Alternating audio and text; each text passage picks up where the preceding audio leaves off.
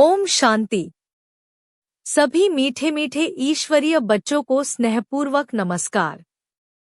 आप सभी का स्वागत है हमारे इस दिव्य मुरली पॉडकास्ट में।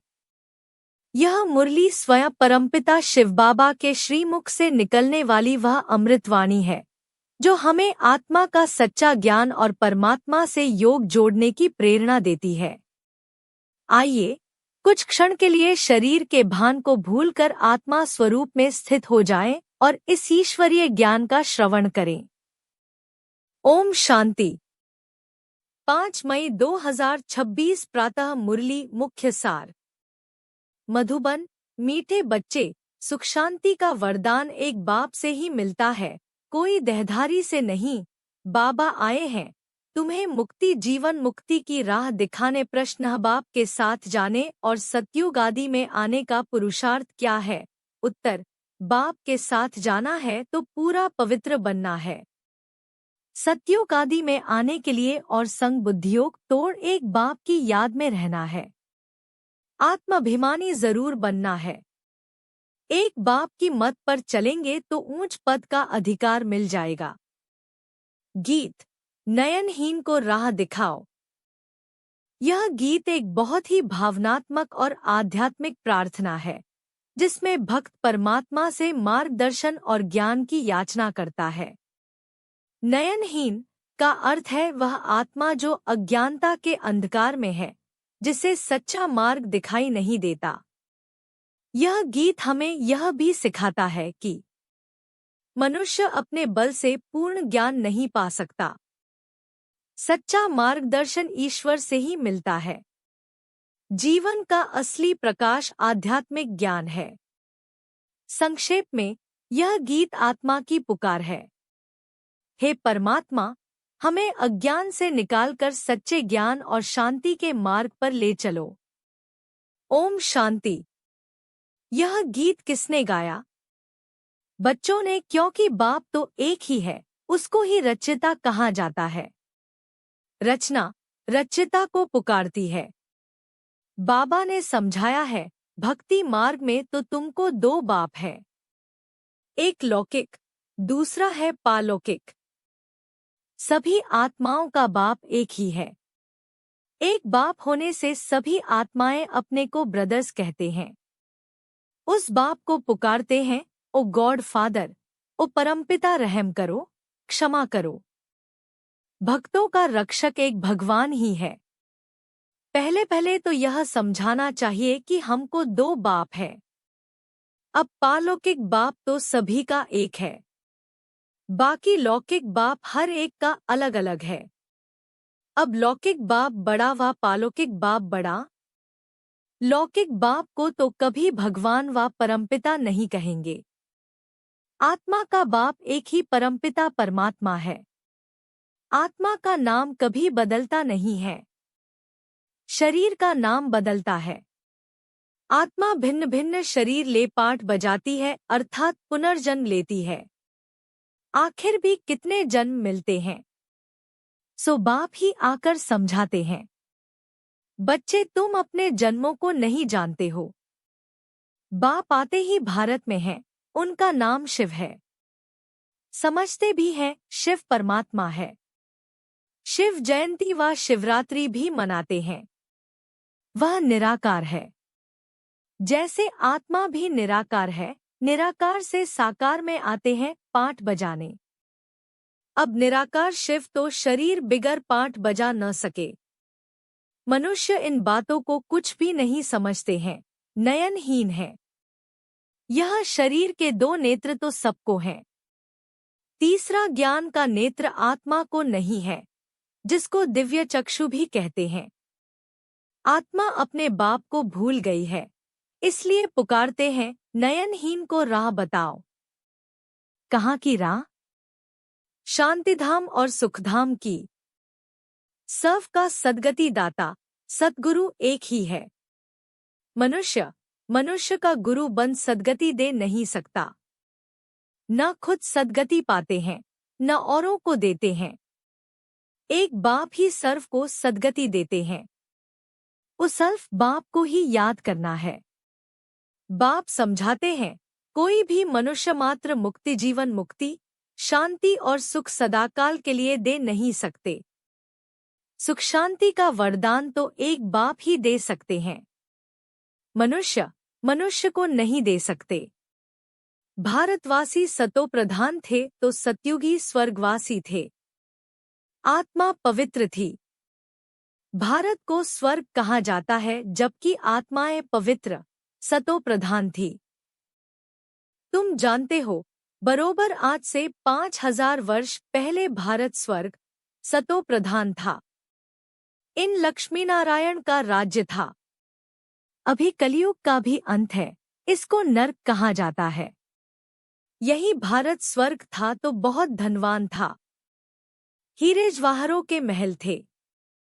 बाप बच्चों को याद दिलाते हैं। सतयुग आदि में इन लक्ष्मीनारायण की राजधानी थी। उसको स्वर्ग बैकुंठ कहा जाता है। अभी तो स्वर्ग है नहीं, यह बाप समझाते हैं। बाबा भारत में ही आते हैं। निराकार शिव की जयंती भी मनाते हैं, परंतु वह क्या करते हैं यह कोई नहीं जानते। हम आत्माओं का बाप शिव है, उनकी हम जयंती मनाते हैं। बाप की बायोग्राफी को भी नहीं जानते। गाया भी जाता है, दुख में सिमरण सब करें। पुकारते हैं, ओ गॉड फादर रहम करो। हम बहुत दुखी हैं क्योंकि यह रावण राज्य है। वर्ष वर्ष रावण को जलाते हैं ना, परंतु यह किसको पता नहीं कि 10 शीश वाला रावण क्या चीज है। हम उनको जलाते क्यों हैं? यह कौन सा दुश्मन है जो उनकी एफिजी बनाए जलाते हैं? भारतवासी बिल्कुल नहीं जानते क्योंकि ज्ञान का तीसरा नेत्र नहीं है, तब तो रामराज्य मांगते हैं। 5 विकार स्त्री में, 5 विकार पुरुष में हैं, इसलिए इनको रावण संप्रदाय कहा जाता है। यह रावण 5 विकार ही बड़े से बड़ा दुश्मन है, जिसका एफिजी बनाए जलाते हैं। भारतवासियों को यह पता नहीं पड़ता कि रावण है कौन जिसको जलाते हैं। यह रावण राज्य कब से शुरू हुआ यह भी किसको पता नहीं है।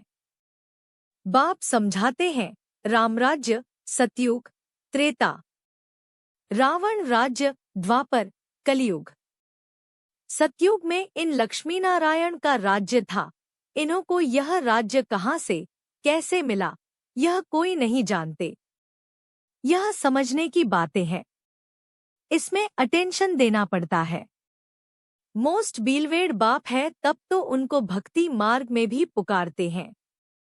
भारत में जब इन्हों का लक्ष्मी नारायण का राज्य था तो 2 ख का नाम नहीं था। अभी 2 खधाम है, कितने अनेक धर्म हैं।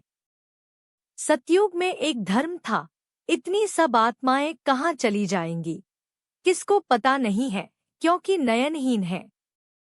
शास्त्रों से ज्ञान का तीसरा नेत्र किसको नहीं मिलता है। ज्ञान नेत्र ज्ञान सागर परमपिता परमात्मा ही देते हैं। आत्मा को तीसरा नेत्र मिलता है। आत्मा भूल गई कि हमने कितने जन्म लिए हैं। सतयुग में जो देवी देवताओं का राज्य था वह कहाँ गया। गाते भी हैं, मनुष्य 84 जन्म लेते हैं, 84 का चक्र कहते हैं, परंतु कौन सी आत्मा 84 जन्म लेती है। जो पहले भारत में आते हैं वह थे देवी देवता, फिर 84 जन्म भोग अंत में पतित बन जाते हैं। गाते भी हैं, हे पतित पावन, तो सिद्ध करते हैं हम पतित हैं, इसलिए पुकारते हैं, हे पतित पावन हमें पावन बनाने आओ। जो खुद ही पतित है वह फिर औरों को पावन कैसे बनाएंगे। बाप समझाते हैं, आधा कल्प भक्ति मार्ग में रावण राज्य 5 विकार होने कारण भारत ने इतना 2 ख को पाया है। 84 जन्म तो लेते ही हैं, उनका भी हिसाब समझाना चाहिए। पहले पहले सतयुग में है सतो प्रधान, फिर त्रेता में है सतो। आत्मा में खाद पड़ती है। बाप आते ही भारत में है। शिव जयंती है ना। और सभी आत्माएं तो गर्भ में जन्म लेती हैं। बाप कहते हैं, मैं साधारण बूढ़े तन में प्रवेश करता हूँ, जिनका यह बहुत जन्मों के अंत का जन्म है। यह समझानी कोई एक को नहीं दी जाती। यह गीता पाठशाला है। मनुष्य को देवता बनाने के लिए यह राजयोग सिखाया जाता है। तुम यहाँ आए हो स्वर्ग की बादशाही प्राप्त करने, जो बाप ही दे सकते हैं। गीता पढ़ने से कोई राजा बनते नहीं है और ही रंग बनते जाते हैं। बाप गीता का ज्ञान सुनाए राजा बनाते हैं, औरों द्वारा गीता सुनने से रंग बन गए हैं। भारत में जब इन लक्ष्मीनारायण का राज्य था तो प्योरिटी, पीस, प्रॉस्पर्टी थी। पवित्र गृहस्थ आश्रम था। वहां हिंसा का नाम नहीं था। फिर द्वापर से लेकर हिंसा शुरू हुई है। काम कटारी चलाते चलाते तुम्हारी यह हालत आकर हुई है। सतयुग में 100% सॉल्वेंट थे, सतो प्रधान थे। यह राज कोई भी मनुष्य अथवा साधु संत आदि नहीं जानते। बाप जो ज्ञान का सागर पतित पावन है, वही आकर सतो प्रधान बनने की युक्ति बताते हैं। रावण की मत पर मनुष्यों का देखो क्या हाल हो गया है। राजे लोग भी, वह जो पवित्र राजाएं होकर गए हैं, उन्हों के चरणों में जाकर पड़ते हैं और महिमा गाते हैं, आप सर्वगुण संपन्न, हम नीच पापी हैं, हमारे में कोई गुण नहीं है। फिर कहते हैं, आपे ही तरस परोई, हमको आकर मंदिर लायक बनाओ। किसकी भी समझ में नहीं आता कि बाप कैसे आकर फिर से देवी देवता धर्म की स्थापना कराते हैं। अब तुम समझते हो हम सो देवी देवता धर्म के थे। हम सो क्षत्रिय, वैश्य, शूद्र बने, इतने जन्म लिए, अब 84 जन्म पूरे हुए हैं। फिर दुनिया का चक्र फिरना चाहिए, इसलिए फिर तुमको पावन यहाँ बनना है। पतित तो सुखधाम, शांतिधाम में नहीं जा सकते। बाप समझाते हैं, तुम जो सतो प्रधान थे वह तमो प्रधान बने हो। गोल्डन एज से फिर आयरन एज में आए हो, फिर गोल्डन एजेड बनना है, तब मुक्तिधाम, सुखधाम में जा सकेंगे। भारत सुखधाम था, अब दुखधाम है। गीत में भी सुना, हम नयनहीन को राह बताओ, हम अपने शांतिधाम में कैसे जाएं। वो लोग तो कह देते हैं, परमात्मा सर्वव्यापी है, फलाना अवतार है, परशुराम अवतार है। अब बाप परशुराम बन किसको मारते होंगे क्या? हो नहीं सकता। बाप समझाते हैं, तुमने इस चक्र में कैसे 84 जन्म लिए हैं। अब मुझ हल्फ को याद करो। हे आत्माएं, देही अभिमानी बनो। देहाभिमानी बन तुम बिल्कुल ही दुखी, कंगाल, नरकवासी बन पड़े हो। अगर स्वर्गवासी बनना है तो आत्माभिमानी जरूर बनना है। आत्मा ही एक शरीर छोड़ दूसरा लेती है। अब 84 जन्म पूरे हुए हैं, फिर सतयुग आदि में जाना है। अब मुझे याद करो और संग बुद्धियोग तोड़ो। रहो भल गृहस्थ व्यवहार में, अपने को आत्मा निश्चय करो। आत्मा एक शरीर छोड़ दूसरा लेती है। अब देही अभिमानी बनना है, मुझे याद करो तो खाद सब जल जाएगी। तुम पवित्र बन जाएंगे, फिर मैं सब बच्चों को ले जाऊंगा। अगर मेरी मत पर नहीं चलेंगे तो इतना ऊंच पद नहीं पाएंगे। इन लक्ष्मी नारायण का ऊंच पद है। जब इन्हों का राज्य था तो और कोई धर्म नहीं था। द्वापर से फिर और धर्म आते हैं। सतयुग में मनुष्य भी थोड़े होते हैं। अब तो बहुत धर्म होने के कारण कितने दुखी हो गए हैं। वही देवता धर्म वाले अब फिर पतित होने से अपने को देवता कहते नहीं हैं। हिंदू नाम रख दिया है। बाप समझाते हैं, तुम जब लायक देवी देवता थे तब सारे विश्व पर राज्य था, सब सुखी थे। अब दुखी बन पड़े हैं। भारत हेवन था, वो अब हेल बन गया है। फिर हेल को हेवन बाप बिगर कोई बना न सके। देवताओं को संपूर्ण निर्विकारी कहा जाता है। यहाँ के मनुष्य तो संपूर्ण विकारी हैं, इनको कहा जाता है पतित। भारत शिवालय था, शिव बाबा की स्थापना की हुई थी। बाप स्वर्ग बनाते हैं, फिर रावण नर्क बनाते हैं। रावण श्राप देते हैं, बाप 21 जन्म के लिए वर्षा देते हैं। अब तुम हर एक बाप को ही याद करो, कोई भी देहधारी को नहीं। देहधारी को भगवान नहीं कहा जाता, भगवान तो एक ही है। बाप तो बेहद का वर्षा देते हैं, फिर रावण श्रापित बना देते हैं। इस समय भारत श्रापित है, बहुत दुखी है। अब इस रावण पर जीत पानी है। गाया भी जाता है दे दान तो छूटे ग्रहण। वो ग्रहण जो लगता है वह तो पृथ्वी का परछाया है। अब बाप कहते हैं तुम्हारे ऊपर 5 विकारों रूपी रावण का ग्रहण है। यह 5 विकार दान में दे देने हैं। पहला तो दान दो कि हम कभी विकार में नहीं जाएंगे। यह कामकटारी ही मनुष्य को पतित बनाती है। अच्छा, ओम शांति। मीठे मीठे सिकीलधे ईश्वरीय परिवार के बच्चों प्रति माता पिता बाप दादा का स्नेह भरा याद प्यार और गुड मॉर्निंग। रूहानी बाप की रूहानी बच्चों को नमस्ते।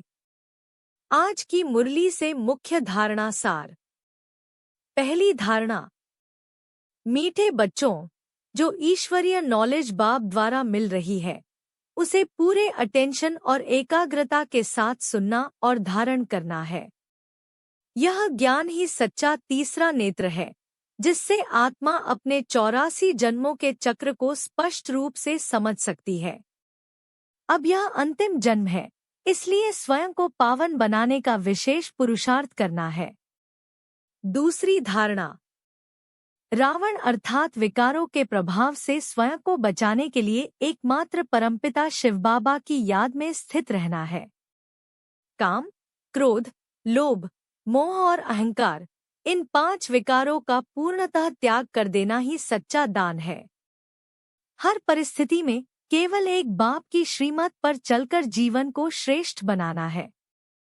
आज का दिव्य वरदान, मीठे मीठे ईश्वरीय बच्चों के प्रति बाप दादा का यह स्नेहपूर्ण वरदान है। ताज और तिलक को धारण कर बाप दादा के मददगार बनने वाले दिलक तंशीन भव। भावार्थ, मीठे बच्चों, जैसे जब कोई राजा अपने तख्त पर विराजमान होता है तो उसके मस्तक पर ताज और तिलक उसकी पहचान होते हैं, वैसे ही जो सच्चे दिलक तंशीन आत्माएं हैं उनके मस्तक पर अविनाशी आत्मस्थिति का दिव्य तिलक सदा चमकता रहता है। उनकी स्थिति इतनी श्रेष्ठ होती है कि वे दूर से ही पहचाने जाते हैं। उनकी दृष्टि, उनके चेहरे और उनका व्यवहार सर्व आत्माओं के प्रति कल्याण की शुभ भावना से भरा हुआ होता है। ऐसी आत्माओं के हर संकल्प में पवित्रता, हर वचन में मधुरता और हर कर्म में बाप दादा की समानता दिखाई देती है। वे केवल स्वयं के लिए नहीं बल्कि पूरे विश्व के कल्याण के निमित्त बन जाते हैं। स्लोगन, सरल याद के लिए सरलता का गुण धारण करो और अपने संस्कारों को भी सरल बनाओ। अव्यक्त इशारा, सदा अचल, अडोल, एकरस स्थिति का अनुभव करो। मुख्य संदेश, मीठे मीठे ईश्वरीय बच्चों, जिस आत्मा ने ड्रामा के ज्ञान की शक्ति को अपने प्रैक्टिकल जीवन में धारण कर लिया है, वह कभी भी किसी भी परिस्थिति में विचलित नहीं हो सकती। ड्रामा का यह गहरा रहस्य हमें यह सिखाता है कि हर परिस्थिति, हर सीन, हर अनुभव, सब कुछ पूर्व निर्धारित और कल्याणकारी है। विशेष शक्ति, सदा एकरस, अचल और अडोल स्थिति में स्थित रहना ही इस ज्ञान की सबसे बड़ी शक्ति है। यह शक्ति जिस आत्मा में आ जाती है वह कभी भी हार का अनुभव नहीं करती, क्योंकि वह जानती है कि जो भी हो रहा है उसमें किसी न किसी रूप में कल्याण ही समाया हुआ है। अभ्यास का रहस्य, इसलिए मीठे बच्चों, हर सीन को साक्षी दृष्टा बनकर धैर्य और समझ के साथ देखने का अभ्यास करो। जब आत्मा स्वयं को साक्षी रूप में स्थित कर लेती है तो वह स्वतः ही अचल और अडोल बन जाती है। निष्कर्ष, इस ड्रामा ज्ञान को शक्ति रूप में धारण करने वाली आत्माएं ही सदा स्थिर, शांत और विजयी रहती हैं। मीठे मीठे ईश्वरीय बच्चों, आइए आज हम यह सुदृढ़ संकल्प करें कि हम हर परिस्थिति में स्वयं को साक्षी दृष्टा बनाकर अचल और अडोल स्थिति में स्थित रखेंगे। हम समझते हैं कि यह संपूर्ण ड्रामा हर सीन में कोई न कोई गहरा कल्याण छुपाए हुए है। इसलिए हम किसी भी स्थिति में घबराएंगे नहीं, बल्कि धैर्य और समझ के साथ हर अनुभव को स्वीकार करेंगे।